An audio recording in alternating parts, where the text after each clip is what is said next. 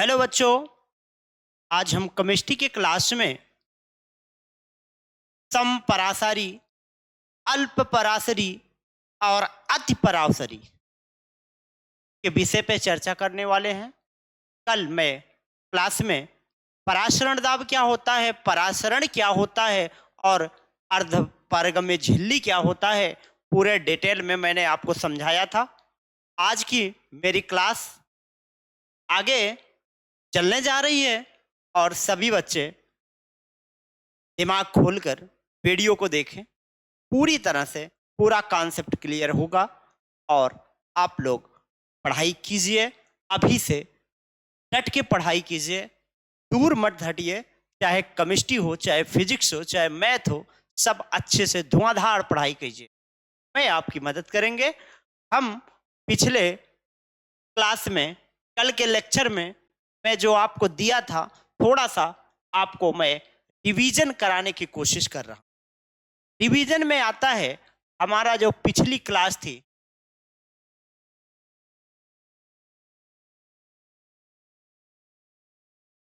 पिछले लेक्चर में हमने आपको बताया था अर्ध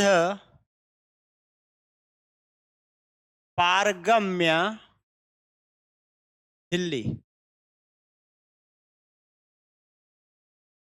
दूसरे पॉइंट में हमने आपको बताया था परासरण दाब। तीसरे पॉइंट में परासरण दाब। आज का हमारा लेक्चर है बेटा, आज का क्या लेक्चर है?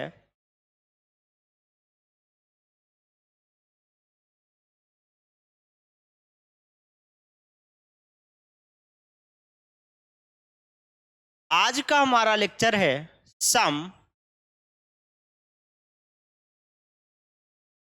समपरासरी।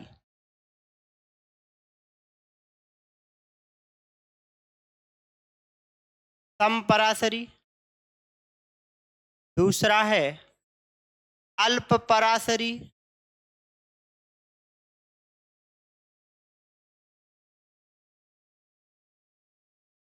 तीसरा है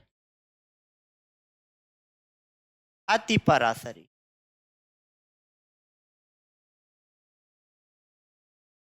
इसको कहते हैं इंग्लिश में बेटा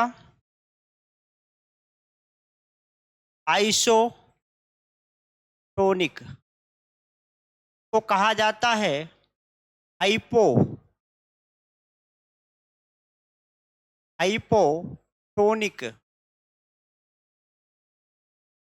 को कहा जाता है हाइपरटोनिक।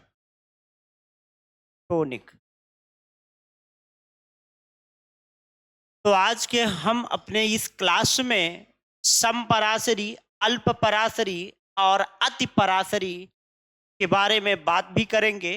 और एक लास्ट में चौथा है प्रतिलोम। प्रतिलोम परासरी, परासरण दाब।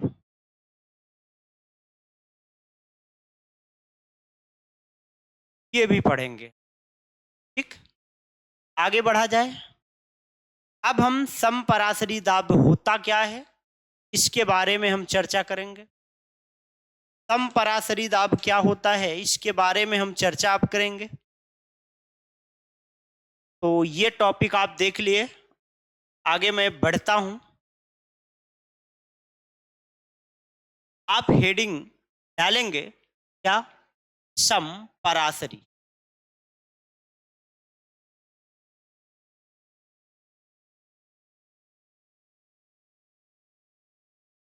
समपरासरी।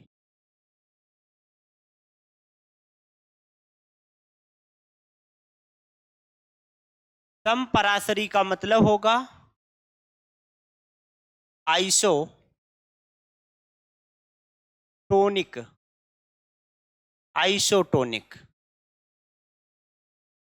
बेटा, समपरासरी का मतलब होता है दो विलयन है। क्या है? दो विलयन है।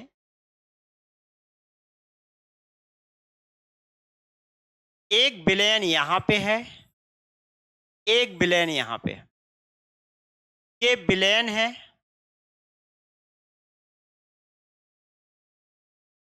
और ये भी एक दूसरा विलयन है।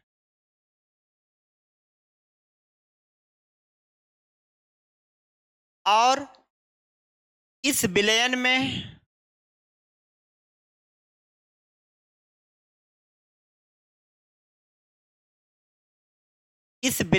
भी विलयन है। तो एक मोलर, मान लीजिए एक मोल यहाँ पे मोल लिया गया है, मात्रा एक मोल यहाँ पर भी लिया गया। दोनों एक ही सॉल्यूशन लिया गया है, ग्लूकोज।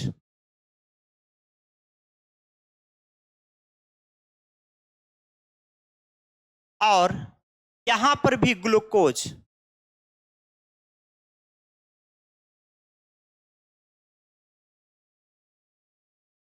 तो इस टाइम देखिएगा, ऐसा विलयन जिनके परासरण दाब समान होते हैं समपरासरी विलयन कहलाते हैं। क्या? वे विलयन जिनके परासरण दाब समान होते हैं उनको हम क्या कहते हैं?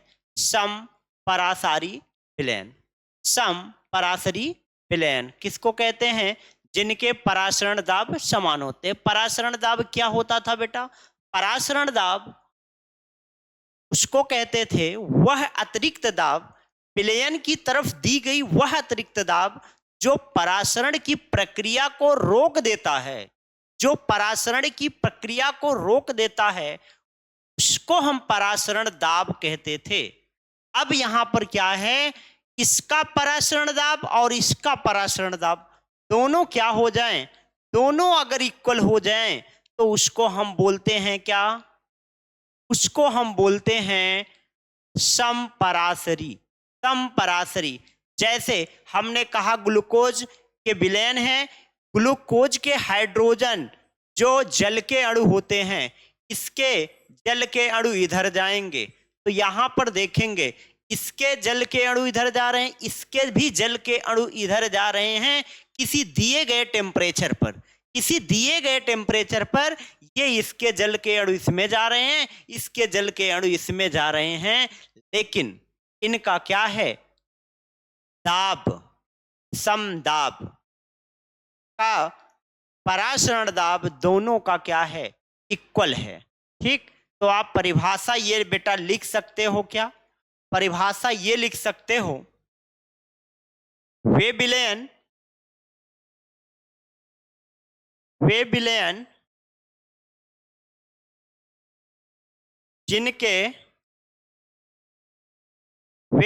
जिनके परासरण दाब समान होते हैं, वे विलयन जिनके परासरण दाब समान होते हैं समपरासरी विलयन कहलाते हैं। क्या कहलाते हैं? समपरासरी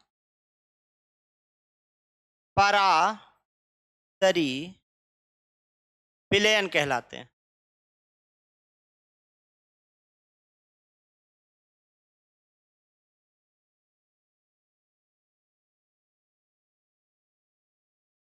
समपरासरी विलयन कहलाते हैं। समपरासरी विलयन में विलयनों का मोलर सांद्रताएं समान होता है। क्या है बेटा? मोलर सांद्रताएं समान होता है। इसका मतलब ये है, मोलर सांद्रताएं क्यों समान होता है? इसका बेटा, इसका परासरण दाब मैं मान लेता हूं इसका परासरण दाब π1 है और इसका परासरण दाब क्या है? π2 है। ये दोनों बेटा समान है। परासरण दाब दोनों विलयन का क्या है? समान है। अगर दोनों विलयन का परासरण दाब है तो इनकी सांद्रता C1 है और R गैस कांस्टेंट है, T T टेम्परेचर है, दोनों का सेम टेम्परेचर है। गैस नियतांक R है, ये भी कांस्टेंट रहेगा। ये सांद्रता अलग है C2RT। RT आपस में मर गया तो बचा क्या, C1 बराबर C2। तो आप ये कह दे रहे हैं कि सम परासरी विलयन में विलयनों की सांद्रताएं समान होती हैं। क्या लिखोगे बेटा, सम परासरी विलयनों में समपरासरी विलयनों में सांद्रताएं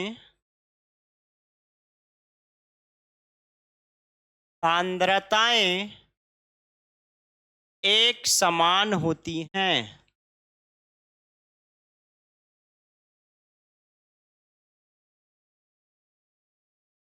सांद्रताएं क्या होती हैं बेटा, एक समान होती हैं।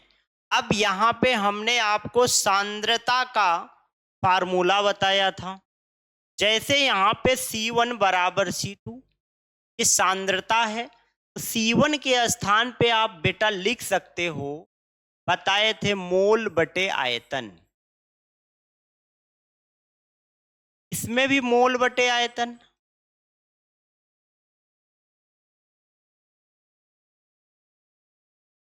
यहाँ पे मोलों की संख्या बेटा N1 है और इसका आयतन V1 है, और ये यहाँ पे N2 है, आयतन क्या है इसका V2। आपके पास एक फार्मूला यहाँ पे और आ गया, एक फार्मूला यहाँ पे बेटा और आ गया। तो अब क्या करना है, एक और यहाँ पे चीजें समझिएगा। जो मोल होता है बेटा, जो मोल होता है ये भार बटे अणुभार भी होता है। मोल बराबर क्या होता है, भार बटे अणुभार। भार बटे अणुभार होता।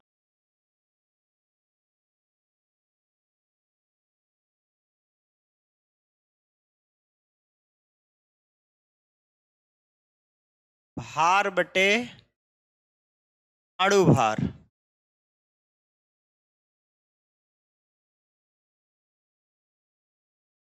भार बटे अणुभार।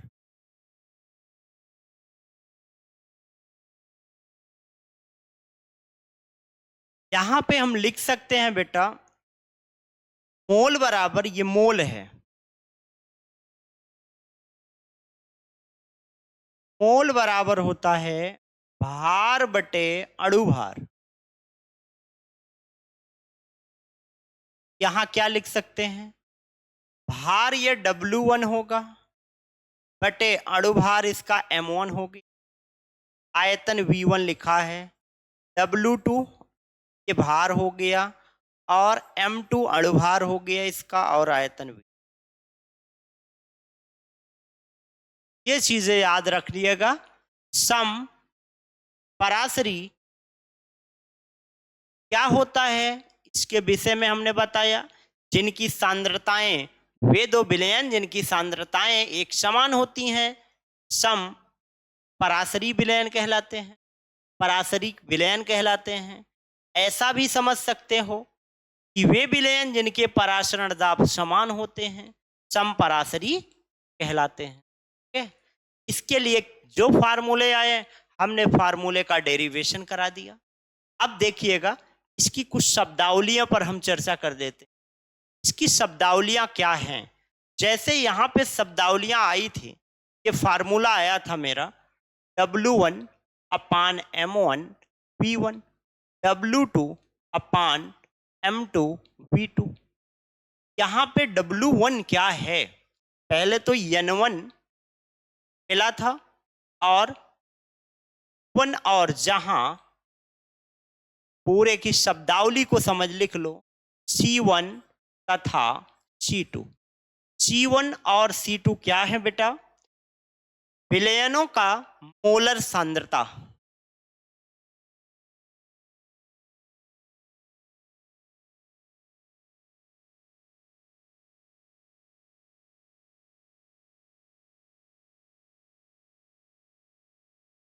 विलयनों का मोलर सांद्रता, और यहाँ मिल रहा है बेटा N1 और N2। N1 और N2 क्या है? N1 और N2 को आप जानते हैं, मोलर, मोलों की संख्या। W1 और W2 ये क्या है?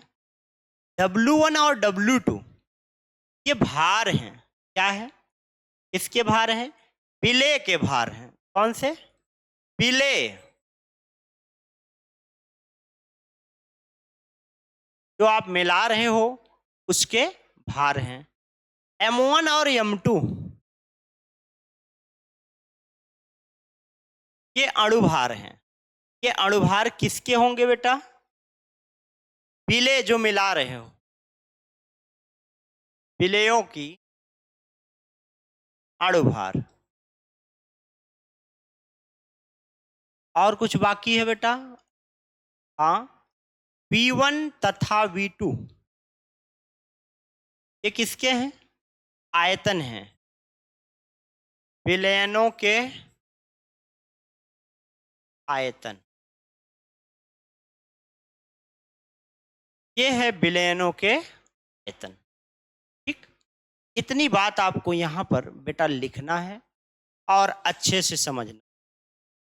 अब ध्यान दीजिएगा,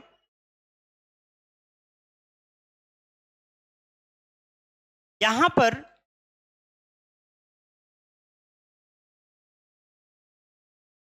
इसके बाद हम बात करेंगे अति पराशरी और अल्प पराशरी।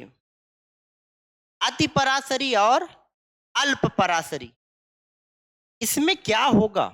जैसे मान लो दो विलयन रखे गए हैं, इधर वाला बेटा ये है अल्प,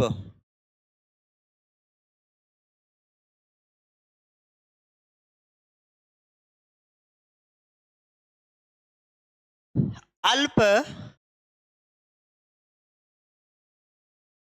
पराशरी विलयन।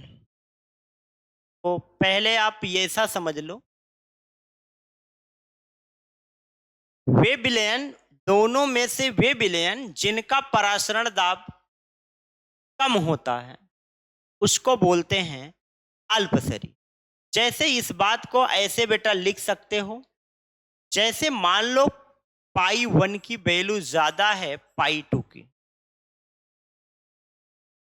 ये चीजें यहां पर इसको बोलेंगे ज्यादा है तो अति पराशरी। वे विलयन जिनका परासरण दाब अधिक होता है उसको हम क्या बोलते हैं? अति पराशरी। वे विलयन जिनका परासरण दाब कम होता है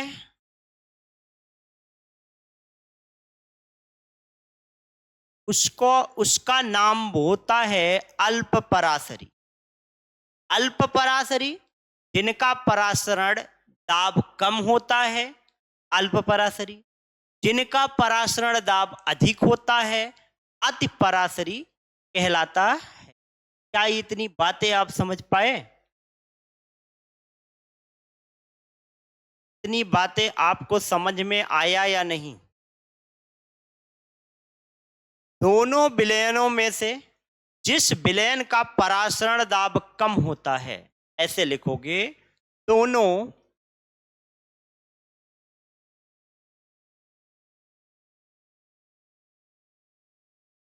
दोनों विलयनों में से जिस विलयन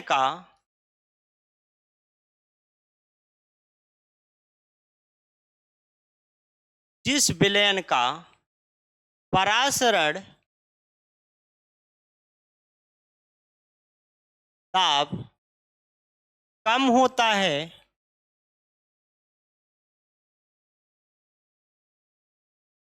जिस विलयन का परासरण दाब कम होता है उसे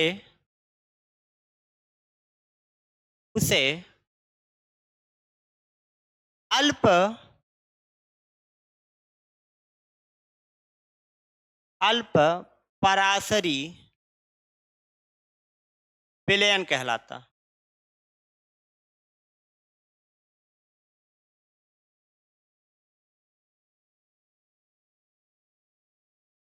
दूसरे पॉइंट में बेटा, दोनों विलयनों में से जिस विलयन का परासरण दाब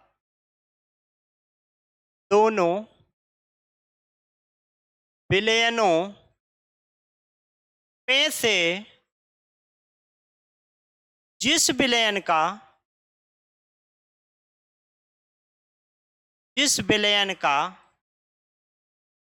परासरण दाब अधिक होता है,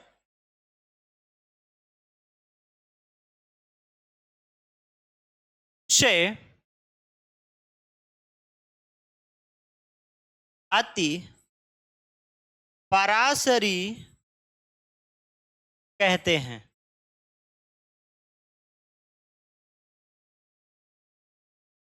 जिन विलयनों का परासरण दाब अधिक होता है उसे अति पराशरी, और जिनका कम होता है उसे हम क्या बेटा कहते हैं?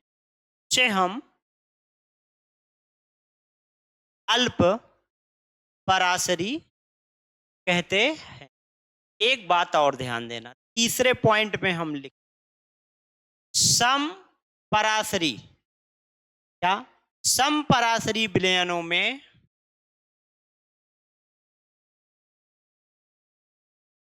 समपराशरी विलयनों में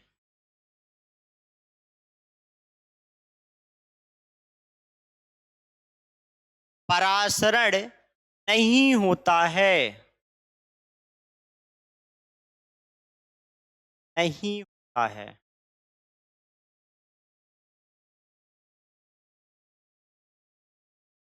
समपराशरी विलयनों में क्या होता है? परासरण नहीं होता है।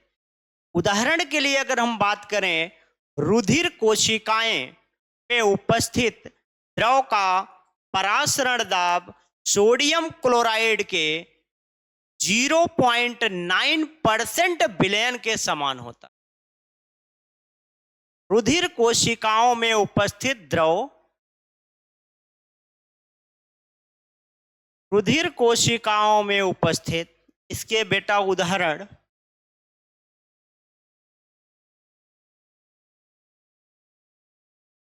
उदाहरण ये है, रुधिर कोशिकाओं में उपस्थित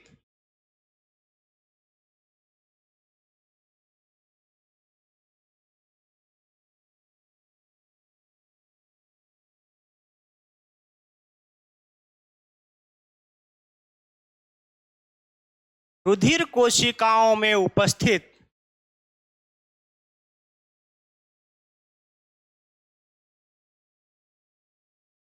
रुधिर कोशिकाओं में उपस्थित द्रव का परासरण दाब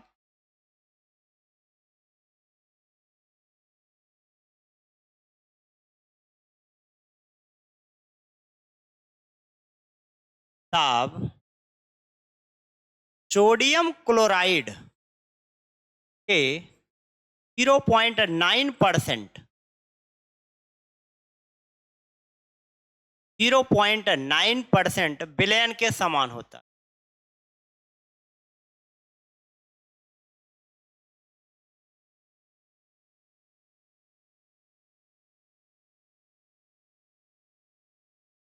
इतनी बात आप समझ गए? चलिए ठीक, आगे बढ़ा जाए। और एक बात यहीं पे और बेटा मैं समझाना चाहता हूं, ये है SPM। SPM का मतलब सेमी परमिएबल मेम्ब्रेन, अर्ध पारगम्य झिल्ली। इसमें है अल्प पराशरी विलयन, और ये है अति पराशरी विलयन। तो अल्प पराशरी विलयन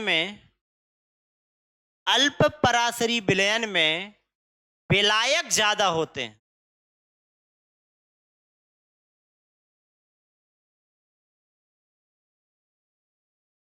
अति पराशरी विलयन में विलायक कम होते हैं।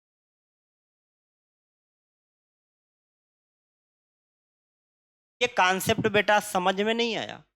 अल्प पराशरी का मतलब है पराशरण दाब कम। पराशरण दाब कम कब होगा? जब वहां उस विलयन में विलायक कम होंगे। ठीक, तो विलायक अल्प पराशरी विलयन का मतलब होता है वहां पे विलायक क्या होंगे बेटा? ज्यादा। और अति पराशरी का मतलब विलायक कम। तो यहां से यहां की तरफ अल्प पराशरी विलयन से विलायक अति पराशरी विलयन की तरफ क्या होंगे? ट्रांसफर होंगे। ठीक है, आगे हम बढ़ेंगे। अब हमारी ये हेडिंग आती है, लास्ट की हेडिंग है बेटा। क्या हेडिंग है? प्रतिलोम पराशरण।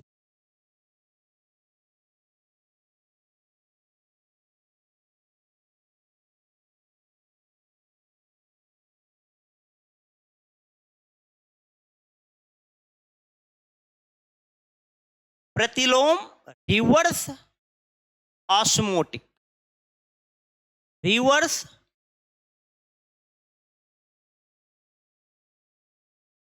प्रतिलोम पराशरण।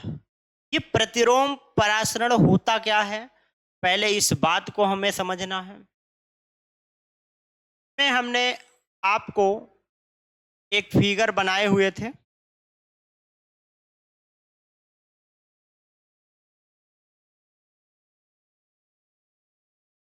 एक फिगर इस तरीके का बना हुआ था।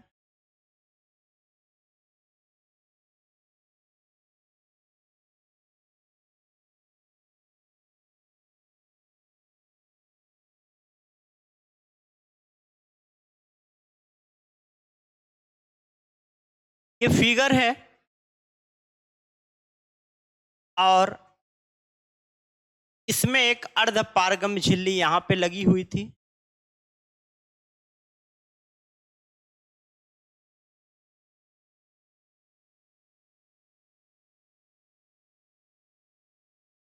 इसमें शुद्ध जल था।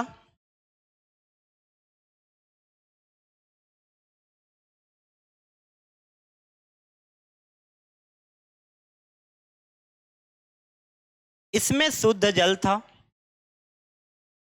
और इसमें कुल मिला के विलयन है, NaCl है और H2O है। ये समझ लो समुद्री जल है।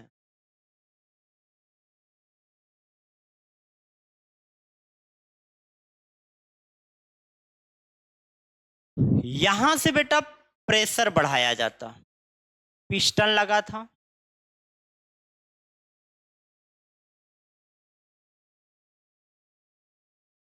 हम क्या करते थे? विलायक के अणुओं को आने से रोकना चाहते थे।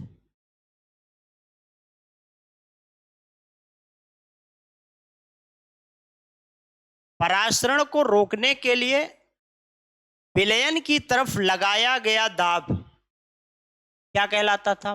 पराशरण दाब कहलाता। फिर से, पराशरण दाब की परिभाषा क्या था? पराशरण की प्रक्रिया को रोकने के लिए विलयन की तरफ से लगाया गया दाब क्या कहलाता है? पराशरण दाब। पहले हमने प्रेशर बढ़ा के इसका यहां पे जो फ्लो हो रहा था इसको मैंने रोका। जो यहां से विलायक के अणु, जल के अणु जो अंदर आते थे उनको मैंने इस प्रेशर की वजह से रोक दिया। पहले ये अपने आप इधर के वाटर शुद्ध जल का मतलब शुद्ध विलायक के अणु विलयन की तरफ अपने आप स्वतः फ्लो होते थे, चले आते थे। उसके बाद ये घटना परासरण हुआ। अब हमने प्रेशर लगा के परासरण को रोका। ये जो विलायक के अणु विलयन में आ रहे थे, हमने प्रेशर लगा के रोका।